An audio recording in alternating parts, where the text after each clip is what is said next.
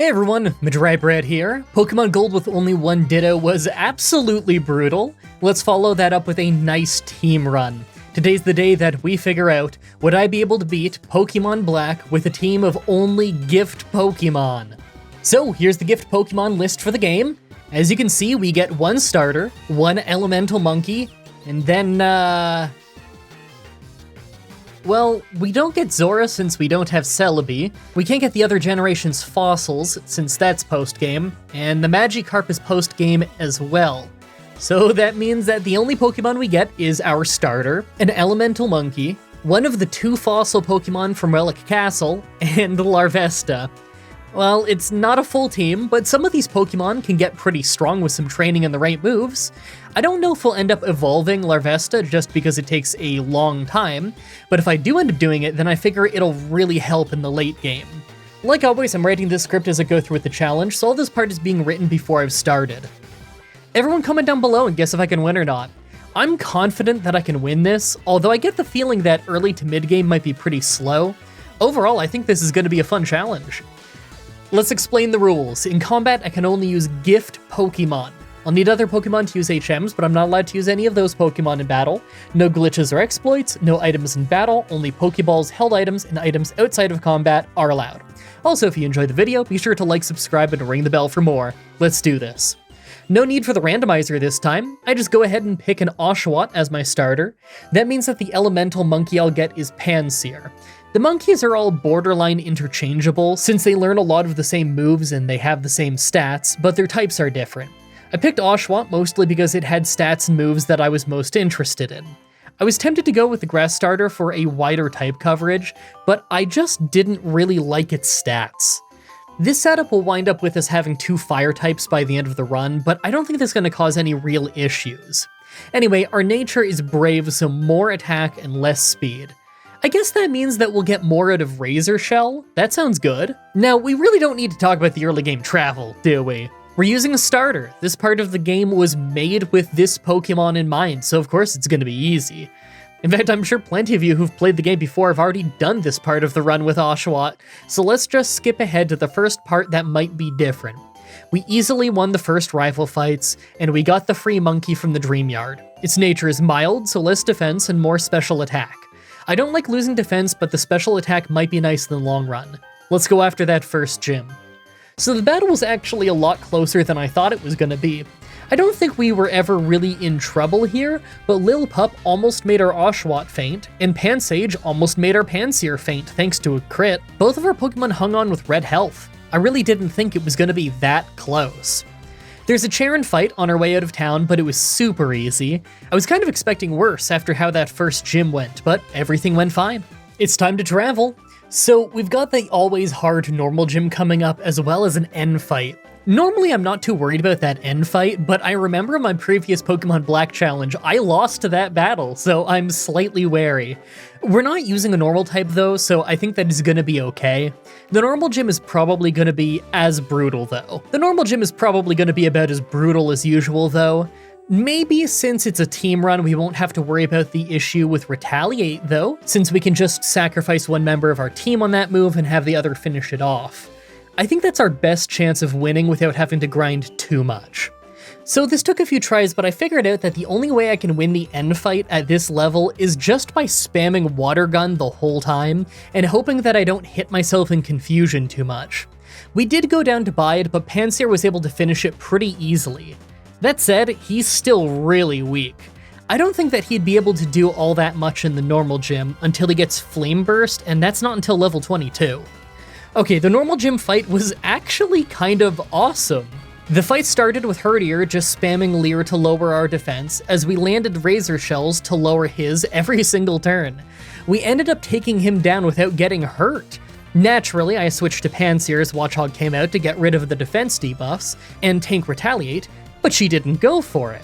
We got a defense drop in on her before she took us out, then I sent in Dewott who was able to finish it in 2 hits. That was a first try. This run is starting great. Alright, so the next major fight is going to be the Bug Gym in the next city, but I've got some travel to do first. Now, I believe the upcoming city has the first Firestone that we can get our hands on, so we could evolve Pansear for better stats. But that would mean he can't learn any more level up moves, so I don't think we actually want to use the Firestone until he's got Fire Blast, and that's not until level 34 if I remember right. I'm thinking I should at least get Pansear to level 22 before the Bug Gym so that we have a better move. So I'll fight some trainers in some of the buildings for experience. I need to pick up the experience share anyway. That'll get heavy use later in the run. So it took a little bit to grind Pansear up to level 22, but it was absolutely worth it. Thanks to that, we had a type advantage against his entire team. Plus, Fire has a double type effectiveness against his strongest Pokemon, so that made us have a very easy time. Right after that is 2 rival fights, starting with Bianca, but this one was an all-time easy rival fight. We didn't take a single point of damage. I think we're gonna have smooth sailing until the Electric Gym. Sharon was also a first try, although we did take a lot of damage during the fight. At least half of it was from Sandstorm, but we didn't just one-shot half his team like we did Bianca. Okay, so normally at this point in the run, I just head straight north. The next town has the bike as well as the TM for return, so I tend to want to rush there, but I took a detour this time.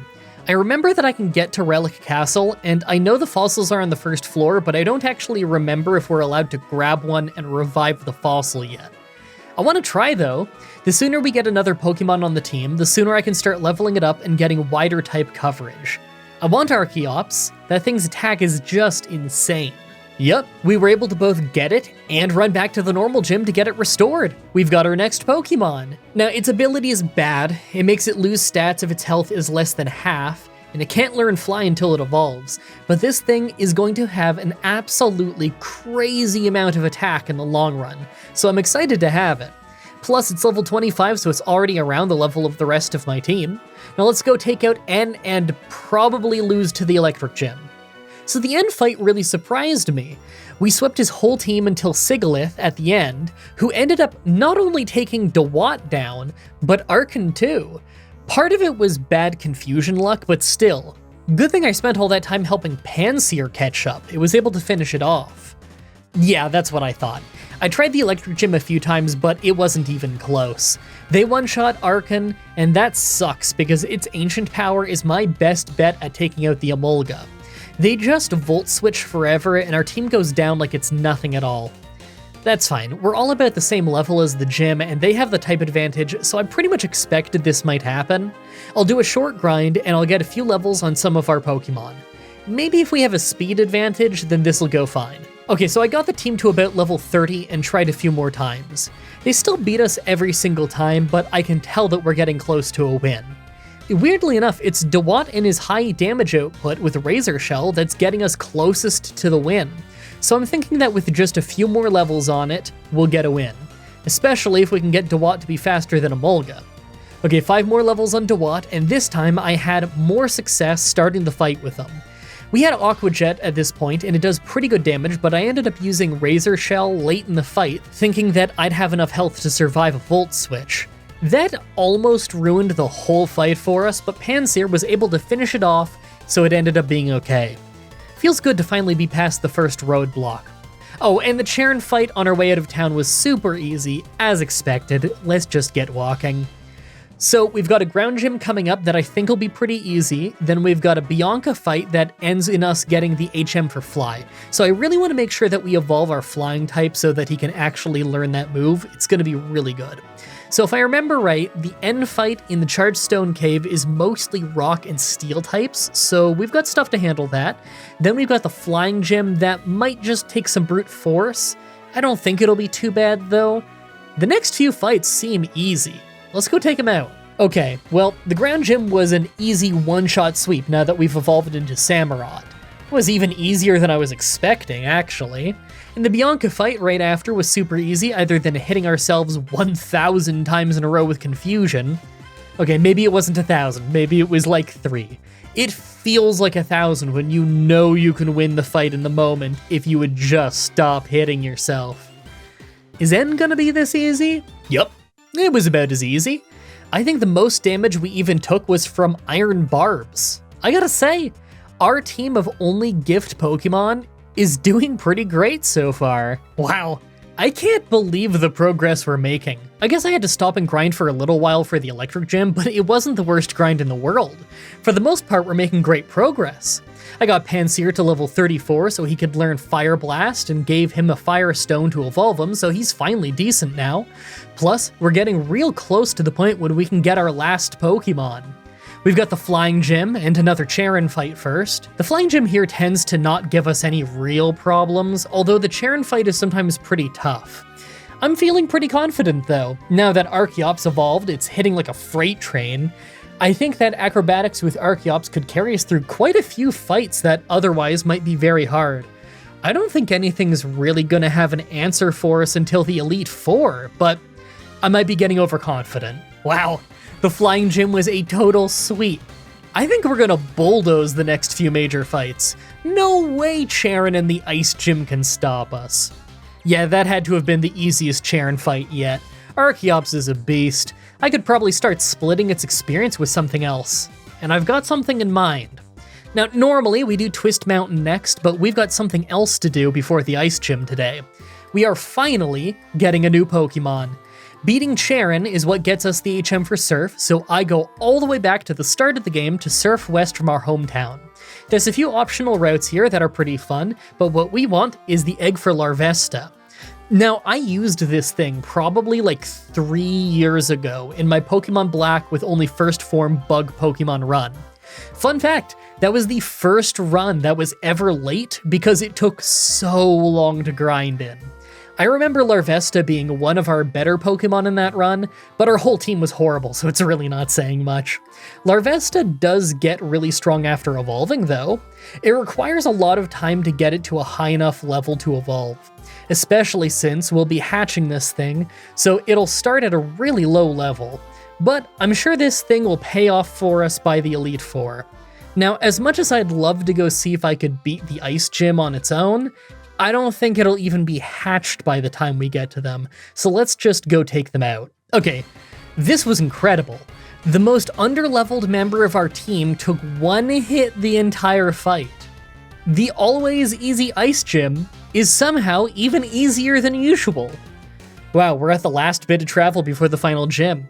We have a Bianca fight, the Dragon Gym, then the last Charon fight. I'm guessing right now that Bianca and the Dragon Gym will both be super easy, but Charon could be hard. Sometimes the last Charon fight surprises me. You know what won't surprise me though? Me not being ready for the Elite Four. I've learned my lesson when it comes to getting overconfident in Gen 5.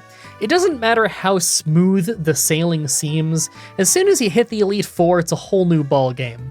Let's just worry about getting that far for now. First is the final Bianca fight. This one started a little crazy. First of all, I started with Samurott since it's raining in this area, and I knew that I'd be able to do more damage with water moves because of it. But Stoutland was hitting really hard. Thanks to her full restores, she hit us enough times to take us all the way down to yellow health by the time she went down. But the entire rest of the fight was just a sweep, nothing to worry about. The Dragon Gym was literally a one-hit sweep. One of the hits was a crit, but I don't even think we needed it. That was insane. And the final Charon fight was a super easy one too. We got hurt very slightly near the start, I think, but other than that, it was pretty much a sweep. Once again, Bianca doing better than Charon. It's always interesting to see who gives us more issues in these runs. So I'm on Victory Road, and that means we're near the end of the run, but the egg still hasn't hatched yet. It's taking forever. I decided I'd just ride around on my bike until it hatched, then I would switch train it with a lucky egg a bit near the doctor in Victory Road. I don't even know if it's going to play a massive role against the Elite Four, but I'd really like to at least have it involved, so it's worth doing this little grind. It's not like the Elite Four is going to be easy anyway. We've never had an easy time with them. Now that we're at the Elite Four, let's take a look at our team.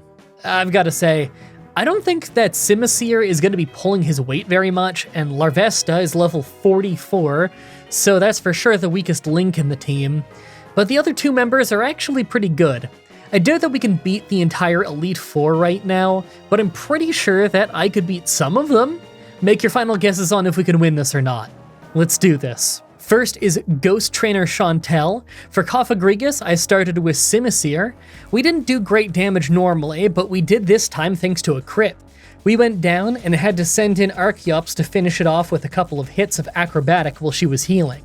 It worked out great because that turns our ability into Mummy, basically getting rid of our negative ability until we switch. For Jellicent, we just one-shot it with Acrobatics, and next was Chandelure, so I switched to Samurott. We instantly lost about 100 health to Shadow Ball before landing a one-shot. Last is Golurk, who was a one-shot with Aqua Tail. I kind of can't believe that we beat Chantel first try. Second is Dark Trainer Grimsley. Archeops can one-shot Scrafty, Simisear can one-shot Bisharp with a Fire Blast, Samurott almost one-shots Crocodile, so he healed up, but the next one was a one-shot, and last was Archeops who one-shot Liepard. Grimsley's super easy if you're not weak to Fighting type, of all types. He's a very strange trainer. Third is the Psychic Trainer Caitlyn. This entire fight was a complete and total sweep until Masharna, who landed one hit. We were fine. Fourth is Fighting Trainer Marshall. His entire team were of course one-shots from Archeops other than Sock, who we just made faint slightly slower with Samurott. I can't believe how well that went. That was the easiest Gen 5 Elite Four that we have ever done. Literally. All that's left is the final fights with N and Ghetsis. Wish me luck. Okay. Wow. Okay. I did not see this coming at all. In what might be the first time in Gen 5 run, Zekrom just squashed our entire team. Seriously, our entire team were one-shot by Fusion Bolt, and we couldn't come even close to taking him down. The worst part is, I think I could win this fight if not for Zekrom. Maybe we'll end up having to evolve Larvesta. So this end fight is brutal, and even after leveling up a ton and evolving Larvesta, I lost 8 attempts just to Zekrom being the perfect counter to our team. On this try though, we did completely luck out and ended up burning him, so although we did lose our starter, we did take him down. He still got 5 other Pokemon though. Second was Caracosta, so I ended up sending an Archeops. It's not a great answer, but we're pretty bad against water types in general. That's when we had the amazing luck of Stone Edge missing 2 times in a row, so we took him out without taking a hit. That's a move with a 20% miss chance, so missing twice in a row, that's actually pretty lucky for us. I sent Volcarona back in to use Heat Wave, but missed, so he set up a Hail. The second one was a hit for a one-shot though. Next up is an Archeops mirror match. Ours is a good 10 levels higher than his though. We won with a one-shot with Rock Slide. Is a glass cannon Pokemon. Whoever attacked first was obviously gonna win. Second from last is Kling Klang, who is of course a one-shot with Heat Wave, and last was Zoroark, who is a one-shot with Acrobatics. That's N down. All that's left is Ghetsis. So I had to try this fight a lot to figure out how I like to start the fight, but in the end I decided that Archeops early on is the best. Yeah, we get hit by Toxic, but Archeops can take down Cofagrigus fast, so it ends up being the only Pokemon on our team that won't faint from the damage. Out to Simisear to burn Bisharp, and we nail a one-shot, not a bad start. Next is the always powerful Buffalant, so I sent in Archeops to try and overpower it. Acrobatics did a great job, and his Wild Charge nearly took us out, but the recoil from it actually finished him off. Archeops only has 6 health left after the poison though, so I switched out to Samurott for Seismitoad. It's not the best answer, but it's what we have. Aqua Tail did pretty great damage, and we were able to two-shot him without much trouble. Next is Electros, and we didn't really have a great answer, so I sent in Volcarona. We ended up doing incredible damage with Heat Wave, easily taking him out, even with his healing items. Last is Hydreigon, his pseudo-legendary. I tried sending an Archeops first and hit pretty hard with Acrobatics, but of course we fainted. So I sent in Volcarona. We got outsped, hit by Surf to nearly faint, but then we crit Heat Wave to take him out. I was petrified he was just gonna spam healing items. That crit may have saved us. Man, that was a super fun run. I'm sure it looked really easy, and yeah, it was a lot easier than Pokemon Black challenges tend to be, but that was really well paced. If you're looking for a fun Gen 5 challenge to try, maybe give this one a try. You could even pick a different starter, Monkey, and Fossil to have an almost completely different team. I really hope you guys like that run. The next Pokemon challenge should be up next week on Saturday like usual, with Pokemon Fire Red with 1 Barboach. I don't think I've ever used that Pokemon in my life. As always, I'm looking forward to your suggestions in the comments, in the challenge request section of my Discord channel, and on Twitter. Subscribe, ring the bell, stay tuned. Outro time! Alright. I don't have a whole lot of time to record this right now. I gotta go rush and get some food in me and get this edited and do all this stuff around the house. I got so much to prepare, and normally I'd have a little bit more time in the week, but I'm all excited because tomorrow I'm hanging out with my friend. Do you guys know Paraspector? YouTuber, does Pokemon stuff, as well as other stuff, but also Pokemon stuff that you might be interested in, fun channel. He's coming by tomorrow, which I'm all excited for. He's got a concert that he's going to in Toronto, and I'm kind of near Toronto. So he's gonna come by, hang out. Maybe we'll play some Mario Party or something. That's gonna be a fun time. Believe it or not, even though I've done YouTube for 14 or 15 years now, yeah, 14 or 15 years now, something like that. And I've obviously made like a ton of friends on YouTube and over the internet, whatever. I'm such a hermit who's just always stuck in his house working all the time that I haven't really gone out and been able to travel at all in my adult life.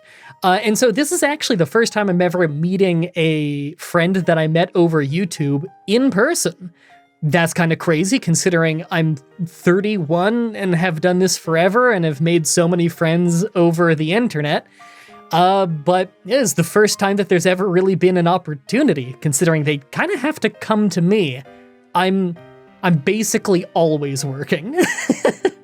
I'm almost always working. In fact, I'm rushing to get through all of my work a day early today, trying to get it all done today so that I don't have to work tomorrow so I can have a funner time hanging out with them.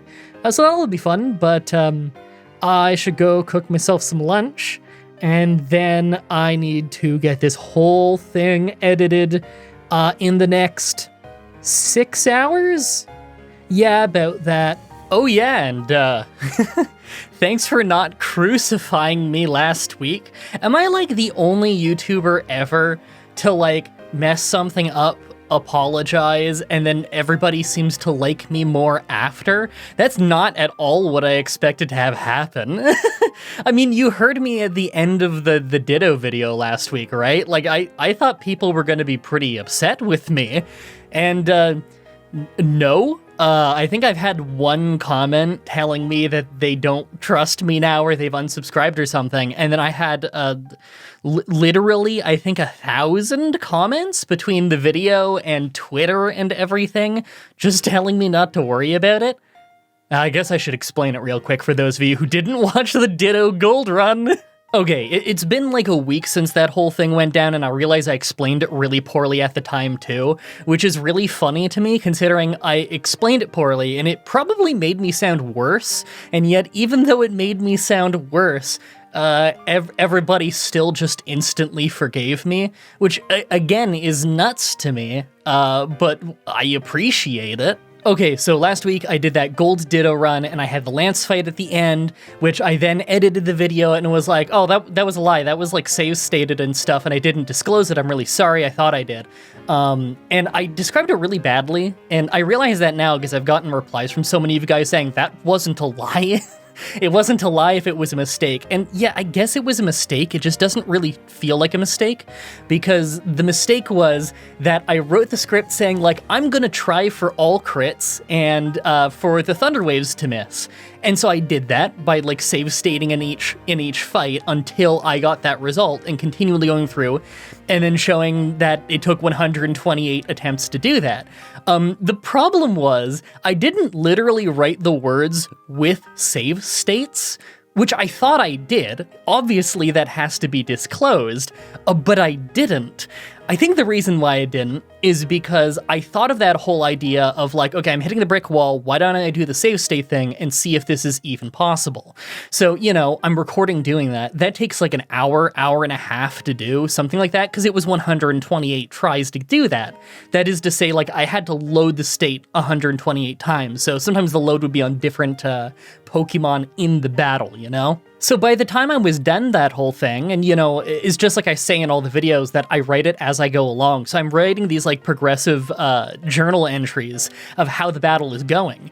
And in each battle with each Pokemon, I'm talking about all the failed attempts it took legit before, like before the save states, you know, the few times I would ever get to that Pokemon and what shape I'd be in. But because I was talking about that while I was showing the save stated battle, and I forgot to actually write down the words save state, it made it not at all obvious that that is what I was doing. And I didn't realize that until, like I edit the video and everything. I never catch that I didn't save state, because in my head, I know that I used them. So it's so obvious when I hear my words saying that I'm trying for that that's what I'm doing. And I realized only after the video went up, and I have all these people commenting saying, like, I can't believe you got in that insane luck. Like, at first I thought, like, it was a dog armor thing. If you've seen my Fallout 4 videos, there was a Fallout 4 companion video forever ago where I said, like, a weakness of dog meat is that he can't wear armor. And what I was talking about is that none of the equipment you can put on that character in that game gives you any kind of like damage reduction, any protection, but there is an item called dog armor. It's aesthetic. It doesn't do anything. It's just a common misconception. And so to this day, for many years now, I've had people comment on that video saying, but there is dog armor, and they just ignore the context in the video, and they ignore the pinned comment showing the wiki page of the dog armor having no armor. So at first I thought it was kind of one of those things where like, oh, I must have said it in the video and people are missing it. And then I scrolled through more comments and I realized like, oh no, people really, really think I did that legit. So I watched the video back and I realized I didn't say save state. And as soon as I realized I didn't say save state, I had like this hot flash over my face and I couldn't sit still, and I was just really upset for a while because I realized like I'd completely misled everyone, and that obviously was not my intention. I mean, I say obviously not my intention. It wasn't my intention, but at the time, I was thinking, well, it's not obvious that it isn't my intention, People might just think that I was straight up lying to them, so it felt like a lie, Like, I had chances to catch that, I had chances to fix that, but I was cutting corners at work, I'm finishing work at 3 a.m. when I should have gone to bed way sooner. I finished the script like I finish every other script, I finish the final battle, I write in the last words, I save it, and I get some much needed sleep. I didn't go back and reread what I just wrote to correct it in the moment when I'm still thinking about, the run that I'm just doing. I instead, leave that for a couple days, voice it over a couple days later, and I'm just reading off the words and everything, and I'm not really thinking about the context of the run. And so, like, I've had multiple chances. I had when I wrote it, I had when I voice acted it, and I had when I edited it to catch that I didn't say save state. And that's just not where my brain was, I wasn't thinking to listen for those words because I thought I disclosed it. Yeah, so sorry if I made anyone worry, by the way. I did get a lot of tweets and some YouTube comments telling me that I'm taking it too seriously and that they're worried about me and my mental health and everything, because I seemed, especially on Twitter, very, very upset about this whole thing. Yeah, I was very upset about this whole thing, and I kind of still am a little bit. Like the bad emotions of it and everything have faded now because everybody is like, oh no, don't worry about it. It wasn't that big. Don't worry about it. And I appreciate that. I mostly felt better the next day, really, because day of I apologized and everyone accepted it. So, the next day was just a little bit of leftover, basically embarrassment. I was embarrassed that, one, that I made the mistake, and I guess kind of embarrassed too that everybody just told me it's not that big of a deal. Why do you care? That's a little bit embarrassing, but at the same time, I don't really regret apologizing. Just because it's, the right thing to do, and I feel better because I apologized and everything. And I will be probably better in the future about catching this kind of thing. I can't imagine that it won't come into mind now next time this kind of thing happens, because I'm never going to forget how stressful this was. But for those of you who are worried about me or my mental health or anything like that, please don't worry about that. I'm a very open, expressive guy, as I'm sure you know if you've followed me for a very long time. Some of you have followed me since I was a teenager, and I'm 31 now. I've done this for a very, very long time. And so, no, I'm just very expressive. I'm not I don't know. You don't need to worry about me doing something reckless and doing something stupid. Please don't worry about that. That isn't going to happen. I'm generally a very happy person, and it's not like I fall into some kind of horrible pit of self-destructive despair when I get really upset. No, I'm just upset with myself. I'm not like punishing myself or something. I'm just trying to learn from it. Trust me. So don't go worrying about something like that. I'm not that kind of person. I don't know. I feel like I roll with the punches pretty well. I'm just very vocal about how I feel about it, you know? Some people have the approach of doing and not saying. I say and I do. That's just how I'm wired. I don't know. That's what feels right to me. Probably because I am wholly and completely incapable of shutting up, which I'm sure you can tell, as this outro might be as long as the rest of the video, which I sincerely apologize for. I just felt like I really needed to give you guys a little bit of an update after how weird last week was. I need to get working back on Pokemon videos. Yay! I actually need to record a voiceover right after this for next week's Pokemon video, so I guess I'll consider this the warm-up. The warm-up probably wasn't talking to my cats this morning. The warm-up was this. Thank you everybody so much for watching, and until next time, have a nice day.